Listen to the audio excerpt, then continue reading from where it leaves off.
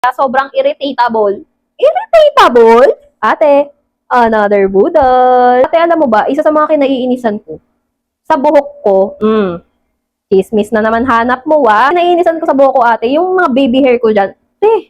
Ang dugyot ko tignan. Lalo na kapag hindi nabasa yung buhok ko, yung tuyong-tuyo na talaga siya. Tapos pag magbibideo ko dito, is yung mga baby hair ko is nakatayo talaga. Kaya bumili na ako nitong headband na sobrang lakas, maka-clean girl, based na nakikita ko sa iba. Ewan ko lang talaga pagka ako nagsuot, magiging clean girl na ba ako or dugyot pa din? Mga mare, tandaan niyo pa ba yung mga days na sobrang sikat na sikat at hype na hype talaga tong headband na to? Pero hanggang ngayon, hype na hype pa rin to kasi nakikita ko sa mga FYP ko Ito pa rin yung mga suot nila. Lalo na ngayon ate, na 28 pesos each lang to. Naku, sinasabi ko sa'yo, ewan ko na lang sa'yo kung di ka pa talaga mag-check out. Pero ate, ang ganda ng quality niya ha. Parang knitted na rin yung design ng headband na to. Ay, pasabog ka na.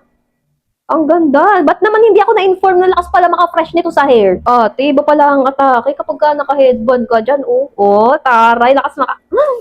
Kapag kasi hindi ka naka-headband, parang nakaharang-harang mga hair lalo mo dyan, te. I-recommend ko talaga sa inyo tong headband na to. Imagine, ate, 28 pesos lang to. At ang kagandahan ba dito sa headband na to, ate? Cotton siya, kaya hindi siya masakit sa ulo. 'Di ba alam niyo yan? May mga headband tayong mga masasakit sa ulo, kaya sobrang irritatable. Irritatable? I-recommend ko talaga sa inyo itong mga mare dahil sobrang comfy lang niyang suotin. Ano pang hinihintay? Alam mo na kung nasan yung link, malaki ka na, nandyan yung yellow basket, i-check out mo na yan.